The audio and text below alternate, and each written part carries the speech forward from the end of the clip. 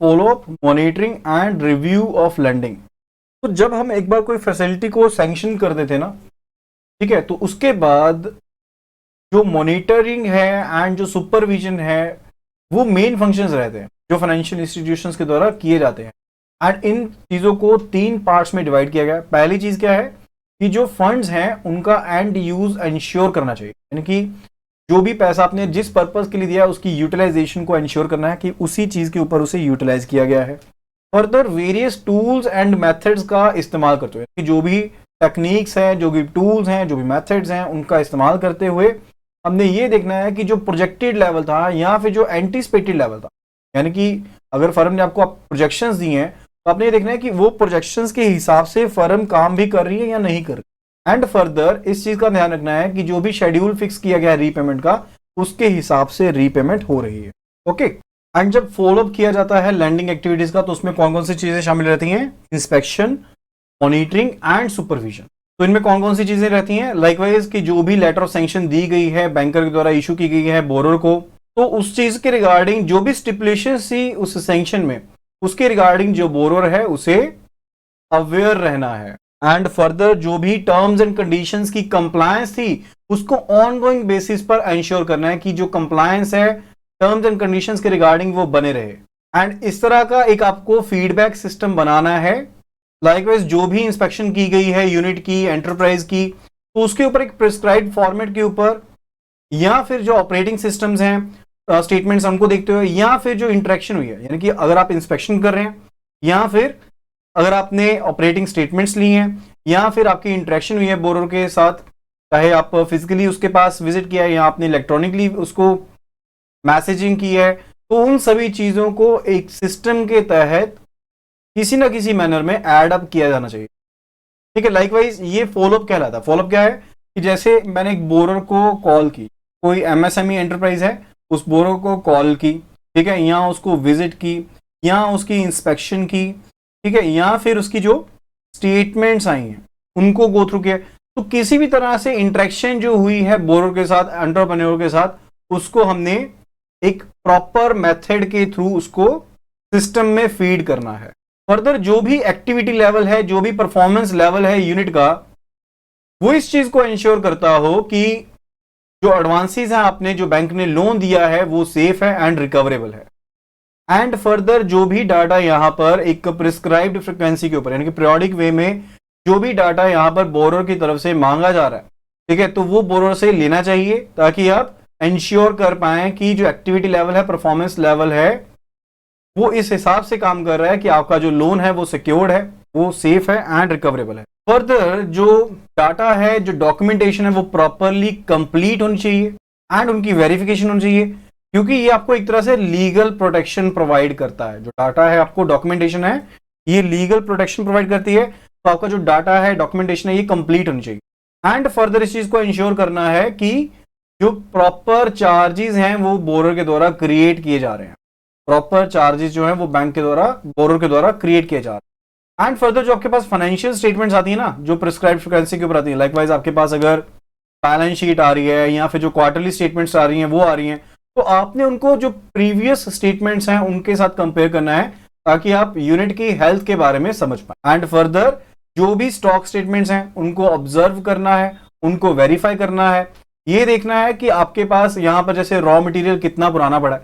तो stock statement में आपने ये भी देखना है कि रॉ मटेरियल ये तो नहीं है कि पुराना रॉ मटेरियल ही पड़ा है एंड वही रॉ मटेरियल हर बार शो हो रहा है, यानी कि इन्वेंट्री टर्नओवर कितना है। तो अगर इन्वेंट्री टर्नओवर बढ़िया चल रहा है, यानी कि ज्यादा है, तो उसका मतलब है कि जो रॉ मटेरियल आपका रोटेट हो रहा है, रॉ मटेरियल रोटेट हो रहा है। एंड इस इन्वेंट्री टर्नओवर को आप किसके साथ मैच कर सकते हैं? सेल्स के साथ मैच कर। एंड फर्दर जो लॉन्ग टर्म एसेट्स हैं जैसे कि लैंड है, बिल्डिंग है, मशीनरी है, उनको हम उनकी कंडीशन को दे सकते हैं, जो बेसिकली एक इंडिकेटर रहते हैं regarding the utilization of the asset. Then it is regarding the verification of the insurance cover, अगर कोई भी इंश्योरेंस कवर है या फिर गारंटी कवर है तो उनके रिगार्डिंग वेरिफिकेशन। तो जो फॉलोअप का मैकेनिज्म है वो सिर्फ और सिर्फ आपको यह नहीं करता कि आप यूनिट को पहचान पाते हैं, बल्कि आपको इस चीज का भी रिकॉग्निशन रहता है कि कहां पर अनसेटिस्फैक्टरी जो चीजें हैं वो ऑपरेट हो रही है, यानी कि जहां पर जो यूनिट है वो as per guidelines, as per terms and conditions नहीं चल रहा है तो वहां पर आपको पता लग जाएगा एक अर्ली वार्निंग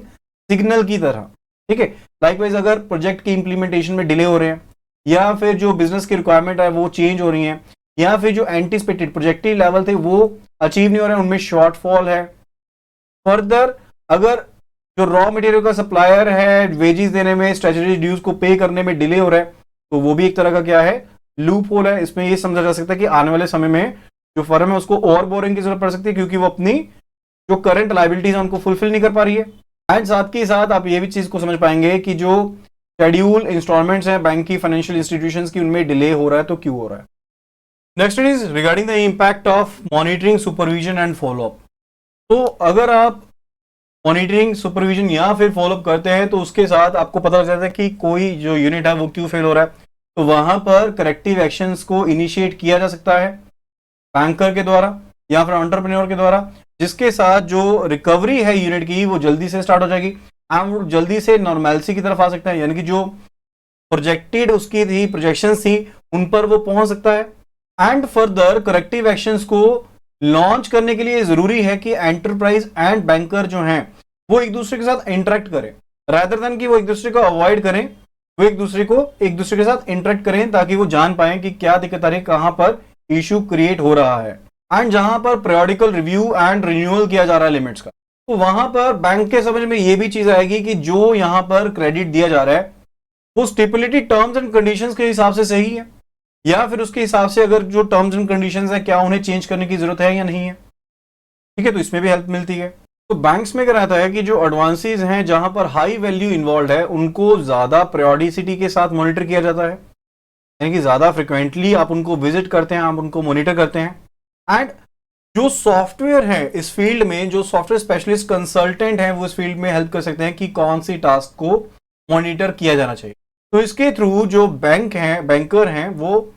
बैंक का जो इंटरेस्ट है उसे प्रोटेक्ट कर सकते हैं एंड साथ ही साथ कस्टमर की कंप्लेंट को भी टैकल कर सकते हैं। Further reserve bank of India के द्वारा ये परमिट किया गया है बैंक्स को कि जहां पर एक एनपीए एंटरप्रेन्योर है, यानी कि कोई एमएसएमई यूनिट है आपके पास जो नॉन परफॉर्मिंग एसेट हो गया है एंड उसके पास कोई वायबल इन्वेस्टमेंट प्रपोजल है, यानी कि कोई ऐसा इन्वेस्टमेंट प्रपोजल है जिसके थ्रू वो फिर से मार्केट में उतर सकता है, फिर से वो उभर सकता है, तो उसके केस में उसे एग्जिस्टिंग बैंक के द्वारा या फिर किसी और बैंक के द्वारा फाइनेंस किया जा सकता है जब तक उसे विलफुल डिफॉल्टर नहीं माना गया। यानी कि अगर तो उसे विलफुल डिफॉल्टर माना गया तो उसके केस में तो उसे कोई भी बैंक जो है वो फाइनेंस नहीं करेगा as per the stipulated guidelines, ठीक है। लेकिन जहां पर वो विलफुल डिफॉल्टर नहीं है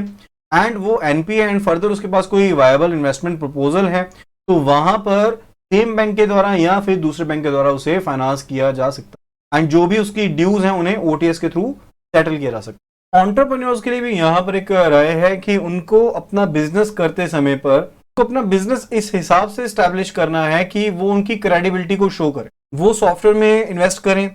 जहां पर वेब इनेबल्ड एक्सेस है एंड कम से कम 6 महीने के टाइम पीरियड में 1 हफ्ता कम से कम वो ई बेस्ड या फिर इंस्टीट्यूशनल लर्निंग के ऊपर स्पेंड करें ताकि वो अपने नॉलेज को एंड स्किल्स को बढ़ा सकें एंड उन्हें एज वाइज जो पोजीशन है, एज वाइज पोजीशन मतलब कि डेप्टर कितना पुराना है, करेक्टर कितना पुराना है,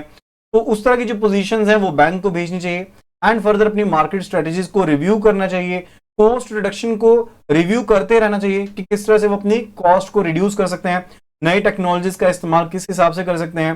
जो न्यू एज एंटरप्रेन्योर्स हैं वो तो इस चीज को फॉलो करते हैं बिकॉज दे आर और आईटी एज एंटरप्रेन्योर, तो वो ज्यादा कंप्यूटराइज्ड फैसिलिटी को आसानी से इस्तेमाल कर सकते हैं, लेकिन बाकी सभी एंटरप्रेन्योर्स को भी इस चीज को फॉलो करना चाहिए। Now let us have a look at the main provisions under the Delayed Payment Act. तो गवर्नमेंट ऑफ इंडिया ने payment of interest on delayed payment का जो ऑडियंस था उसको अमेंड किया, यानी कि जो डिलेड पेमेंट एक्ट था that came into effect from the 11th of August 1998। तो इसके हिसाब से जहां पर भी एग्रीमेंट है सेलर एंड बायर के बीच में, यानी कि जहां पर बिल्स जो है वो यहां पर लगाया गया है, ड्रॉ किया गया है सेलर की तरफ से एंड जो सेलर है वो एक एमएसएमई है, ठीक है, तो यहां पर जो बिल के ड्यूरेशन है वो 120 दिन से ज्यादा नहीं होनी चाहिए, क्योंकि अगर 120 दिन से ज्यादा होगी इसका मतलब है कि जो बायर है वो यहां पर पेमेंट नहीं कर रहा है, जिसके कारण जो एमएसएमई यूनिट है वो डिफॉल्ट हो सकता है, ठीक है। तो 120 दिन का यहां पर मैक्सिमम टाइम दिया गया agreement between the seller and buyer for the payment of bills for supply of the material और सर्विसेज रेंडर्ड, यानी कि जो भी यहाँ पर गुड सप्लाई की गई है सेलर की तरफ से, जो भी सर्विसेज रेंडर की गई हैं उसके बदले में जो पेमेंट होनी है इनकी, वो 120 दिन से ज्यादा डिले नहीं हो सकती। फर्दर अगर इनके बीच में कोई डिस्प्यूट रहता है, यानी कि 120 दिन के अंदर कोई सेटलमेंट नहीं हुई है एंड इनके बीच में क्या है, कोई डिस्प्यूट है, तो उसको डिस्प्यूट को हैंडल करने के लिए भी इंडस्ट्री फैसिलिटेशन काउंसिल्स को एम्पावर किया गया है ताकि वो इन डिस्प्यूट्स को सेटल कर। थर्ड, इट इज रिगार्डिंग जो पेमेंट ऑफ इंटरेस्ट रहेगी बायर के द्वारा, जो बायर यहां पर इंटरेस्ट पे करेगा, यानी कि उसने क्रेडिट लिया एक तरह से, तो यहां पर वो इंटरेस्ट पे करेगा। जो स्टेट बैंक ऑफ इंडिया का प्राइम लैंडिंग रेट है उसका 1.5 टाइम्स रहेगा, ठीक है। इस रेट के ऊपर वो इंटरेस्ट को पे करेगा, बायर है इस रेट के वो ऊपर वो इंटरेस्ट को पे करेगा फॉर दी अग्रीड पीरियड, जो कि 120 दिन से ज्यादा नहीं हो सकता। यानी कि जो यहां पर क्रेडिट दिया जा रहा है सेलर के द्वारा बायर को, वो 120 दिन से ज्यादा नहीं होना चाहिए किसी भी। तो इन प्रोविजंस के रिगार्डिंग जो बैंक है उन्हें एमएसएमई बोरोअर्स को गाइड करना चाहिए, एडवाइस करना चाहिए। तो यहां पर जितने भी कॉर्पोरेट्स हैं, जितने भी बड़े कॉर्पोरेट्स हैं, तो ज्यादातर डिले तो उनकी तरफ से ही रहता है, बड़े कॉर्पोरेट्स की तरफ से ही रहता है। तो यहां पर जब भी कॉर्पोरेट्स की लिमिट तय करनी है ना, तो वहां पर एक सब लिमिट तय करनी चाहिए। यानी कि मान लीजिए 5 करोड़ की लिमिट बनाई गई ना, तो 5 करोड़ में से जो भी इनका जैसे सप्लायर है उनके लिए यहां पर कम से कम जितना यहां पर रॉ मटेरियल सप्लाई हो रहा है या फिर जो गुड्स सप्लाई हो रही हैं या सर्विसेज रेंडर की जा रही हैं, उसके हिसाब से एक सब लिमिट बनाई जानी चाहिए ताकि एमएसएमईज की जो पेमेंट है वो टाइमली हो सके। यानी कि जो बायर है इसको जब लिमिट दी जाएगी ना बैंक के द्वारा, तो इसकी एक सब लिमिट बनाई जाएगी जिसके बीच में ये पेमेंट जो है इसके सप्लायर्स की वो टाइमली कर पाएगा। तो जब इनैक्टमेंट हुई एमएसएमईडी की, date is micro small medium enterprises development act की 2006 में, तो जिसके जो एग्जिस्टिंग प्रोविजन थे interest on delayed payment act के, उनको और ज्यादा क्या मिली, स्ट्रेंथ मिली। So that was all about financing options and modes for MSME.